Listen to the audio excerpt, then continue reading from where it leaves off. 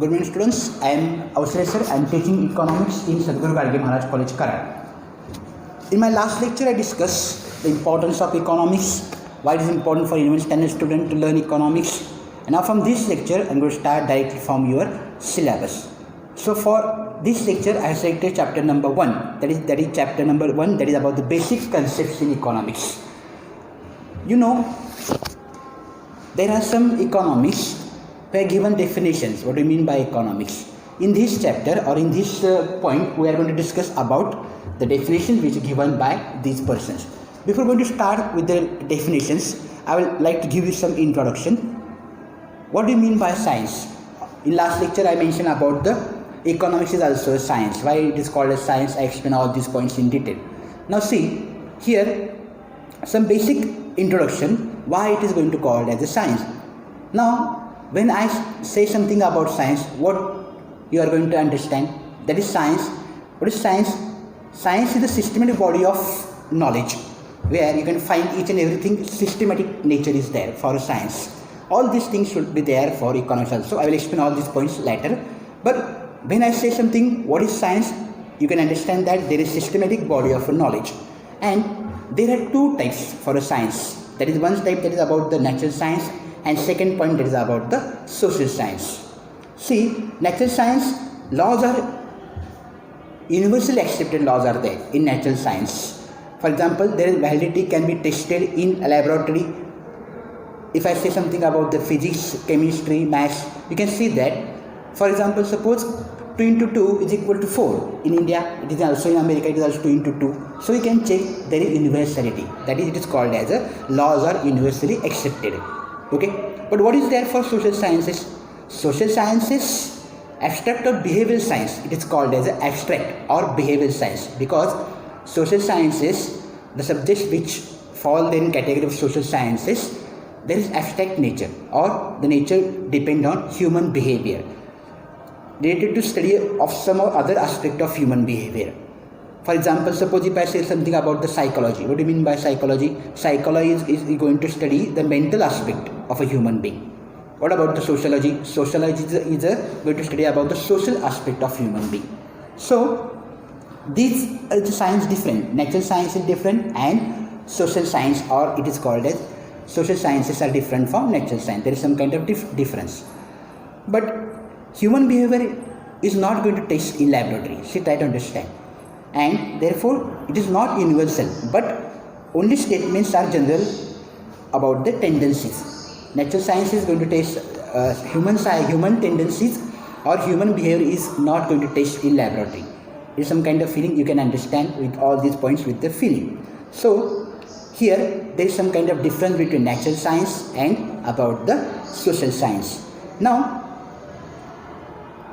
the main point, that is about what do you mean by economics. You see, economics, that is, it has got some kind of origin in Greek word, that is oikonomia. Oikonomia, which means management of household. It is a Greek word, oikonomia, which is called as a management of the household. See, why it is important to study economics? Even my first lecture I mentioned all these points, because economics deals with the economic aspect of human behavior. And it also deals with how human beings satisfy unlimited wants with limited means. Unlimited wants are there and limited means are there, and how you are going to use limited resources. Economics is going to tell you all these things. If scarce resources are there, how you are going to use the scarce resources, and how to use scarce resources is going to discuss in economics. That's why it is very important to study economics. Okay. See, now we are going to see some things, basic things in economics. Now first we start with the number 1, that is about the Kautilya's views of economics. Kautilya, you know, this name is not so famous, but when I say something about Chanakya, you can easily understand. Chanakya, in India also it is very famous. In Marathi also it is called as Chanakya Niti. So Chanakya is a very famous name. The second name, it is also called as Kautilya, or somewhere it is also called as Vishnugupta. So it is very famous. Chanakya, you can find whenever say something, we say something about the Arthashastra or economics, the first name comes in there, that is about the Chanakya or Vishnugupta, that is Kautilya. What are the views of Chanakya? Suppose when I mention about the views of Kautilya, Chanakya, that is Arthashastra. It's called Arthashastra. What do you mean by Arthashastra? Artha means that is wealth. Artha means wealth and Shastra means science. Arthashastra. This word Arthashastra is going to divide into wealth and science, or the science which is going to discuss about the wealth. Arthashastra. Okay. Chanakya is very famous in India because Chanakya here he point many things in Arthashastra, that is about the internal how government is going to have some kind of internal positions, how state government there should be some kind of rules for internal governance, administration, what kind of administration should be there, and what kind of military strategies should be there, and what kind of diplomacy, and about the economics. All things are there in the book Arthashastra. So Chanakya focuses on all the points in Arthashastra, that is natural and internal administration, military, diplomacy, economics. Each and everything should be discussed with help of Chanakya. That is, it is very important. Chanakya is called as whenever you are going to study about the Arthashastra economics, first name comes that is in our mind, that is about the Aryabhata, Chanakya, Vishnugupta. It is called as a Chanakya also. Okay. Even today, why we are interested to learn about the Chanakya Niti or about the Chanakya? Because today also Chanakya focus, that is of the welfare of people, as they are the source of strength. People, they are very important. Welfare of people is very important, and government should do the welfare of people because they are the source of strength. All things, you know that in my first lecture I mentioned that economics is science which is related with human being. The satisfaction of human being, how to attain the satisfaction of human being. So main interest of economics is about the mankind. So here Chanakya also focuses that welfare of people as they are source of strength for a nation. Okay. He was a philosopher. Why it is important to study about Chanakya? Because he was a teacher, philosopher, economist, royal advisor. Now when you see all these things, when you study about the history, very easily you can find many books which are there for Chanakya. In history also, you know that Maurya dynasty, Chandragupta, Arya Chandragupta, all these things are there. He was a teacher for Chandragupta, and he gave many suggestions how to have, or how you are going to adjust with the state, how government should be there, how a king should behave. All things are there, and Arthashastra in Chanakya discuss, or he point many things. So he was the first member. He will discuss about the Arthashastra, Arya Chanakya. Now second thing, that is about now we come towards the definitions of economics. The definition given by some economists. First we discuss about the Adam Smith. Here I have written some points. Adam Smith. What kind of definition is there for Adam Smith? Adam Smith definition is wealth oriented definition. Adam Smith has given wealth oriented definition. Okay. And what is important for Adam Smith? Adam Smith is rightly called as the father of economics. Adam Smith is called as the father of economics. Whenever you are going to ask who is the father of economics, the names would start that it is Adam Smith. Adam Smith is the father of economics. Okay. In 1776, he wrote one book, An Inquiry into the Nature and the Causes of Wealth of Nation. It is a very famous book. Here he discussed about some points which related with economics in 1776. Okay, what were the key points? Here he mentioned some points. For example, suppose here laissez-faire, there should not be any intervention of the government. Government should not interfere in the matter of economics or about the state government. If there should not be intervention for anything, government should not interfere. Okay, first point he mentioned about that key point. Second point is about the capital and wealth accumulation. There should be some kind of capital accumulation and wealth accumulation. So Adam Smith gave more focus on wealth and capital accumulation. That is second point. Third point, that is about the nature's law of economic affairs. nature's law of economic affairs. If economic affairs are there, nature is responsible for economic affairs. He mentioned that point. And last point, it is about the division of labor is an aspect of growth theory. Division of labor should be there. So he focused 4 points. Main 4 points are there, and with the help of this, Adam Smith gave wealth-oriented definition. This point is completed for Adam Smith definition. Now, second definition, that is about Professor Alfred Marshall. Here also the definition is welfare-oriented definition. So try to understand. Adam Smith definition is welfare-oriented definition. Adam Smith definition is wealth-oriented definition. It is welfare. It is more focus is there for wealth. Adam Smith focuses wealth accumulation or capital accumulation. And here Professor Alfred Marshall focuses or main emphasis there for welfare of the society. So this definition different, this definition different, these points are different. Here you can see welfare is there for Professor Alfred Marshall, and for Adam Smith, wealth oriented definition. Wealth has given more importance with Adam Smith, and here for Alfred Marshall, this is welfare has given more importance.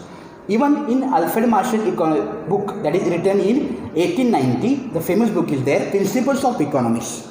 He has given definition for economics. Economics is the study of mankind. See, here welfare of human being, welfare of mankind. Economics is the study of mankind in the ordinary business of life. It examines that part of individual and social action, which is closely connected with the attainment and use of material requisite of well-being. The main focus is for welfare of human being. So Alfred Marshall focuses more on welfare of human being. All these points are there. See the difference. Adam Smith definition, wealth-oriented definition. Professor Alfred Marshall definition, welfare of a human being. See, economics is the study of mankind. It is study of mankind. How human beings they are going to behave. Okay, ordinary business of life. It also examines the part of individual and social action taken by people.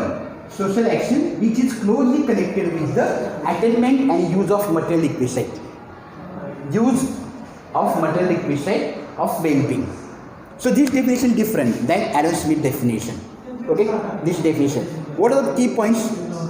Now here, see, I highlight all the points, key points. You can see there is some kind of difference. Different key points of Adam Smith. Here also different there for Alfred Marshall definition. So main focus, that is study of ordinary man. Here what you are going to observe, study of ordinary man. Study of ordinary man. Focus, that is key points. Main focus is for ordinary man. Second point, that is about the behavioral science. Economics is a behavioral science. Behavior of a human being. It is going to study the behavior of human being. Okay, the main focus is there for behavioral science. Study of material welfare. Main focus again, Alfred Marshall focuses on study of material welfare. And point number 4, that is about the study of wealth. Economics is not only study of wealth. It is not only study of wealth. Not only study of wealth. This point is very important. See, try to understand. When Adam Smith definition is there, more focus is there for wealth. And when we are going to discuss about Alfred Marshall's view, what we are going to observe? Not only study of wealth. He is not going to focus more on wealth. So there is clear difference between Adam Smith view and Alfred Marshall view. Okay, these two definitions are there. Now, what is third definition? Third definition, that is about the, I'm going to write about third definition. Neil Robbins definition. This definition is widely accepted. Third definition, Neil Robbins.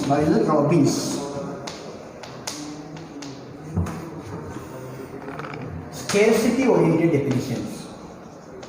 scarcity oriented definition.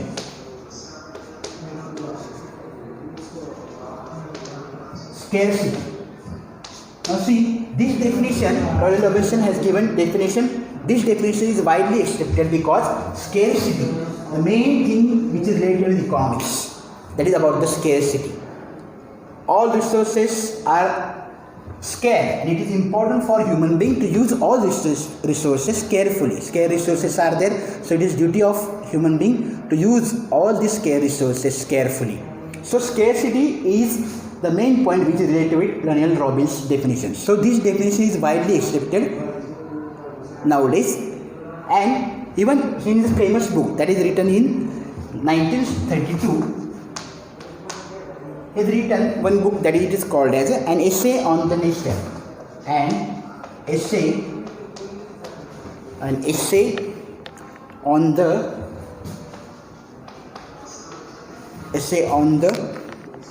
nature and significance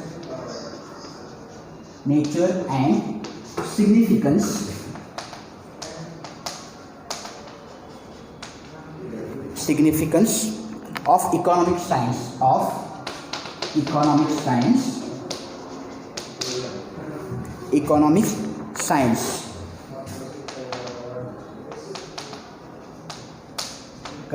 which is written in 1932. Very focus is there for scarcity. What kind of scarcity is there? How human beings should use all the resources carefully. So this definition is widely accepted nowadays because it is very suitable definition present for economics. Okay. Now what is the definition of economics? Here Robbins has given definition, that is economics is a science. Economics is a science which studies human behavior,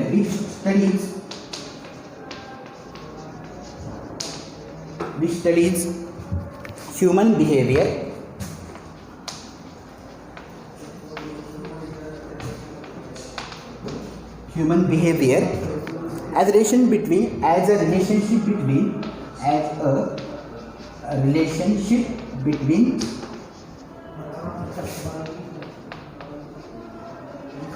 between ends and scare means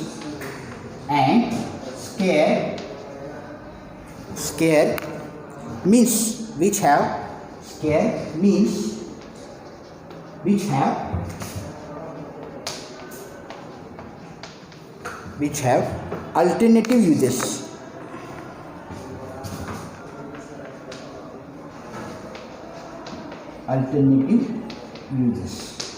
Now see, this definition is very important. Economics is a science which studies human behavior.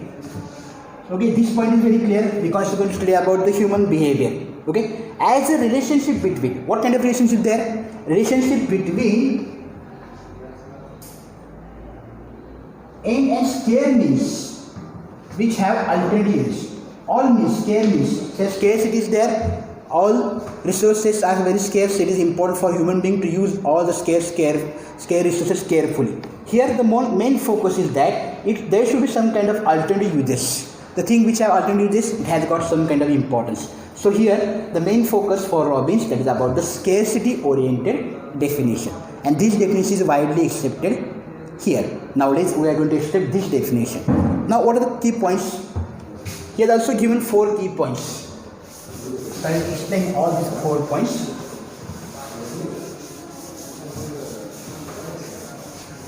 What is the main point? It is number 1. It is wants are unlimited. In my first lecture I mentioned that wants are unlimited. So it is very common for human being. Suppose one want is going to complete, again he is going to have some kind of second want. Wants are unlimited. But what about resources? Resources are very scarce. Resources are limited. So it is important that all resources should be used carefully. Point number 1 is there.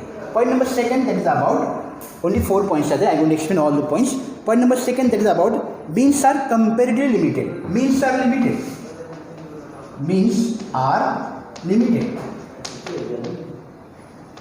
Limited means are there. So human being life, it is not it is not possible to complete all the resources. It is not possible to fulfill all the resources. It is very important. Means are very limited. Wants are unlimited, but means are very limited. So it is important for human being to use all scarce resources carefully. It is expected for this definition. Again, point number 3, that is about the wants are gettable. Wants are gettable. There is some kind of get is there. Which want is today? What is important? We are going to give much more importance for today's thing. Second, again we are going to discuss about next thing. So wants are gettable. He Robbins focus about these 3 points mainly. That is, wants are unlimited, means are limited, and wants are gettable. Again, last point is means have alternative uses.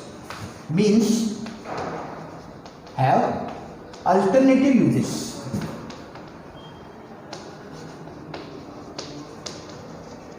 Here one point is very clear. They are not given any example, but I will give an example. See, example of water, an example of milk.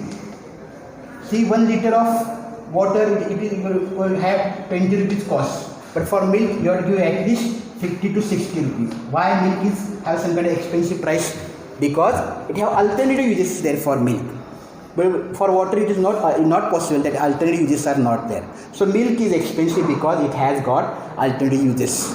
All these 4 points are very important, and Robbins mainly focus these points, and because of these points which are related to economics, nowadays this definition is widely used.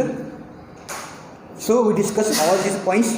Here we completed the definitions of economics. I mentioned about the 3 important definitions. Definition by Adam Smith, not definition there, but views of Adam Smith. Second point, that is about the Alfred Marshall definition, and third point is about the Ronald Robinson definition, scarcity oriented definition. So here one part is completed. Now next lecture I will discuss about the branches of economics, microeconomics, macroeconomics. So I hope you will understand all these points. Thank you very much.